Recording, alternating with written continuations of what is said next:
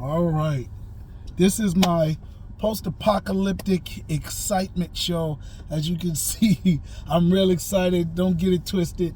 The post-apocalypse is an exciting subgenre of science fiction, and I love it. It's one that I've been writing in for the last 4 years since I wrote my first Harlem Shake book, and now one of the stories that kind of helped me fall in love with the post-apocalypse is coming to TV, and that is the DMZ, Brian Wood's DMZ. Now, I was first turned on to the post-apocalypse as a playground for stories with the Deathland series, audio books and novels, and that was about 200 books they wrote, and it was more like a cartoon ish type story. They came out with a television show, and that was or movie, and that was B movie-ish and really cheeseburger, like worse than bootlegged Conan the Barbarian type stuff, and it was trash. But the stories were engaging because it was just a post-apocalypse, and other than Land of the Lost, which was back in time, there really wasn't no stories like Deathlands, right? And so as more stories started to come, Mad Max, the post-apocalypse started to build itself as a what do you call it? A subgenre, and it revealed itself as possibly even what you see with Planet of the Apes, but that's like further on to the post-apocalypse. So those are some like really good post-apocalyptic worlds. There's no apocalypse in Judge Dredd. That's just a futuristic world. Now, when you go out into the countryside, there's an post-apocalyptic feel to this outer barrier of Judge Dredd. And what I mentioned, Road Warrior, with the Mad Max series. There's another one that I wanted to mention. I remember just the Terminator Salvation. That little beginning part that was post-apocalypse was really good, and I enjoyed that. If you watch Logan's Run has a post-apocalyptic element to it, but it doesn't really take you there. It doesn't really let you live in it. Now they got this new TV show with Rosario Dawson, and that is the DMZ. DMZ picked up in comic books first, and that was amazing. Now, some other noteworthy comic books that deal in the post-apocalypse are, of course, The Walking Dead. Amazingly long ass story, but The Walking Dead did have my interest. However, it just dealt with a lot of human dystopian behaviors that I didn't really like, right? So The Walking Dead was good, the zombies was good, but walking zombies is done, and it sort of clowns them a little bit. Even though zombies aren't real, you just want to see them behave a little different than walking around all mindless like Shaun of the Dead, because they're not really that scary. When Dawn of the Dead came out with the remake and it was running, that's when zombies got scary to me, right? So the post-apocalypse was fine, but the walking zombies were easier for the people to kind of avoid the threat, and they became,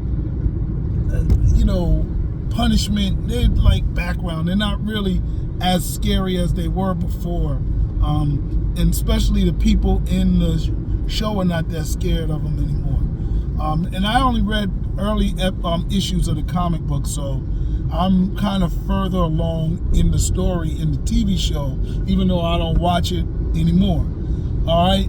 The other one was Why the Last Man. And man, I really like this TV show. The Last Man was an idiot, but he was starting to pick up and catch on by the time they canceled the show. But I really liked it. I liked the black lady who was the FBI or the CIA, Secret Service, whatever the hell. They never really got to who she was, but I liked that. And what else?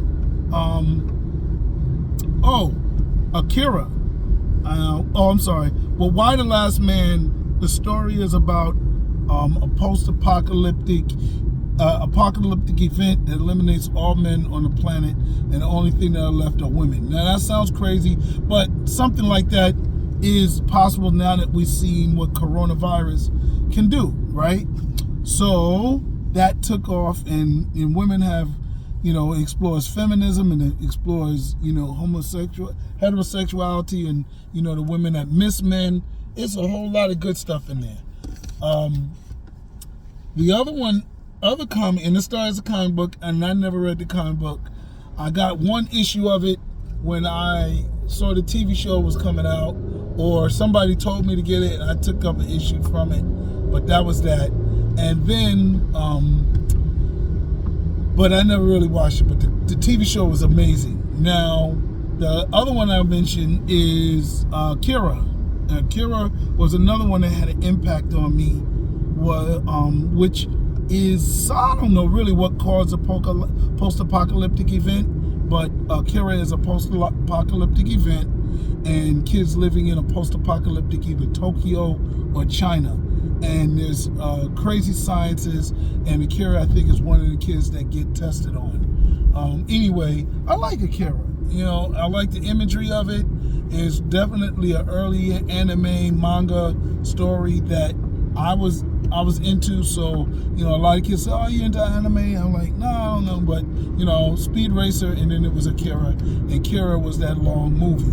And it has that strong manga feel that makes you feel like you're in another place, in China or whatever. It made me feel like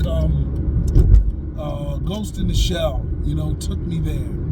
So anyway, there's a lot of other anime that is in the post-apocalypse, but I'm not mentioning them. They're not as big of impressions on me as Akira. So the DMZ, this one that Ava DuVernay, probably gonna be my next favorite, probably outshine Selma for my favorite Ava DuVernay project. But I like the switch that they use. Maybe this is a prequel. I don't know where it's picking up, but the DMZ is a demilitarized zone in New York of the island of Manhattan. And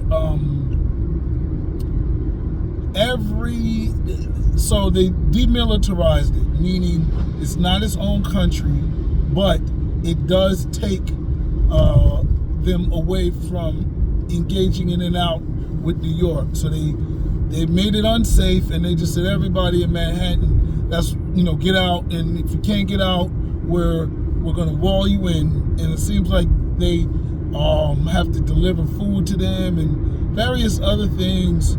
And it's interesting, but it's only a self-sustaining place. I don't know how much of the hard science that they flushed out to make it seem whether it's really possible or not, but I love the idea. In the story, it's a woman who lost her child, played by Rosario Dawson, and she's going back into the DMZ to get her child. Now, I think in the comic book, it follows a reporter who's going to check out the DMZ for the rest of America, and I think he runs into this young lady. So that's really cool. In what's the first one I mentioned? Deathland. It's a nuclear explosion or a meteorite that hits Earth, that ends life on Earth, and people have spotted cities throughout. I think Deathland is cool. I think if somebody was to go back into it and do what they did to the DMZ and just give it a better lead character or lead set of characters, it would be better. Now, there was another show. Oh God, took place in St. Louis, but it was aliens had crashed. There's a post-apocalyptic alien invasion, which was kind of cool, but I think it got kind of tired after they started dealing with the politics between humans and alien species, and nobody really wanted to hear all that.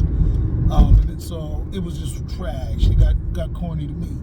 Now, I have my comic book coming out probably this June, or at least the Kickstarter will be June, called The Last Harlemite. And it takes place in my Harlem Shake universe. And the Harlem Shake universe is amazing. I shaped it up after an apocalyptic event like 2012 or San Andreas, and the world had a series of natural disasters and causing the tectonic plates to reshape a supercontinent like Pandora. And that's it. So in my comic book, the story takes place in Harlem, a post-apocalyptic Harlem, and I really like it. So it takes inspiration from DMZ, Walking Dead, Akira, and even Why the Last Man. But Why the Last Man doesn't really have a real strong, unique universe, because women still are alive, and that's more than half of the civilization. So it's more like Children of Men, where it is an apocalyptic event, but it's nothing really, you're not dealing with barren deserts. Same thing with Same thing with Walking Dead. It's not that you're walking around through potholes, craters, and other things that you would if it was a nuclear explosion or natural disasters like Harlem Shake. So yeah, it's interesting with that. But man, I take inspiration from Akira because I got the tread bikes. I take inspiration from Walking Dead. May have some zombies, but it's definitely black and white like Walking Dead and Akira was. And then from the DMZ, I just like the boldness of potential political statements. I don't know. I haven't really stepped into stories that deal with the present day politics, but I like it different than I like the Walking Dead's play on human behavior. So that's that. I have no idea what this tread is about. I will say, as a black man, it is really good to see Rosario Dawson and the other people of color in the post-apocalyptic world, because it's fun to play, because we subservient in the post-apocalypse. It's beautiful in The Walking Dead to have integration, but it's really their world that we're integrated into, just like we are now. I want to see other worlds, and DMZ is the destruction of the world, so you never know. Maybe it'll go into the Badlands and present some other different scenarios. Into the Badlands is also another post-apocalyptic story, but it's so colorful, so vibrant. You don't even see it as post-apocalyptic. It seems like regular now. What makes post-apocalyptic cool is it doesn't have to go as gloomy as The Road or as the Book of Eli, but that destroyed buildings and remnants of what is old is really cool. So anyway, that's it. So if you got a comment you want to put down, a post-apocalyptic story that you like, feel free to do that. Like and share this video. Give me some feedback. All right, I'm out.